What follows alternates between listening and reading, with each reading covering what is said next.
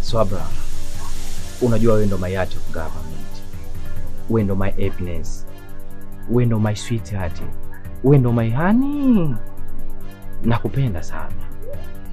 Wewe sema kilichokuleta. Usiniharibie siku sasa hivi. Unanielewa wewe? Kilichonileta hapa ni ukaribu wako. Nimekumisi sana. Na pia natamani kuwa karibu na wewe. Hata nikukiss kidogo mpenzi wangu. Na niliamini akili mwenyewe. Yaani kwa sababu wewe una kipala na ndio maana hauna akili. Niko nyumbani kwangu, bado unaleta mbogalo zako kuja yaani wewe unajielewa wewe? Yeah. I'm very serious. Naomba njia ulokujia ndio uondoke hiyo hiyo. Usinipotezee muda. Wewe unaenda wapi? Nakuja ndani ili nipate hata maji ya kunywa kidogo. Maji yameisha. Alafu leo nimekumbuka. Leo kuna mechi Simba na Yanga wanacheza. Basi niangalie hata mpira utakapoisha nitaelekea nyumbani. Umeme umekatika.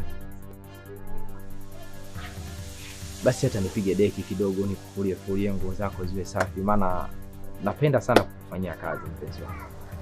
Hivi wewe mbona unataka kuniharibia ugali wewe? Mume wangu akikuta hapa, ufikiri mimi nitakuwa mgeni wa nani kipara? Naomba uondoke, usinipotezie muda. Okay. Anyway.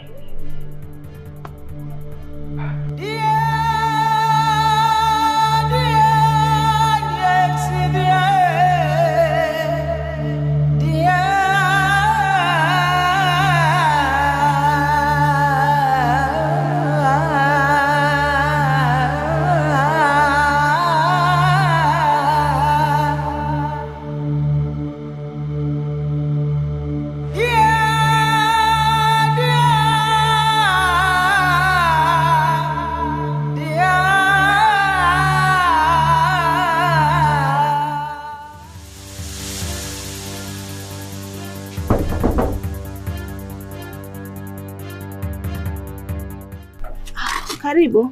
Muna, kitendo alichokifanya mumeo sijakifurahia hata kidogo. Hii ni dharau ya kutosha. Mbona sikuelewi Pasara, unazungumzia nini? Unielewi? Mazoea na mke wangu na familia yangu na nyumba yangu mimi siyataki. Bado unaniacha njia panda, yaani sikuelewi kabisa unachokizungumzia hapa. Kitendo cha mume wako kuja nyumbani kwangu na mke wangu kuleta mazoea ya kijinga kana kwamba wanajuana muda mrefu. Hicho kitendo mimi sijakifurahia hata siku moja. Na nenda umwambie mimi ni kama nyuki. Endapo atacheza na asali yangu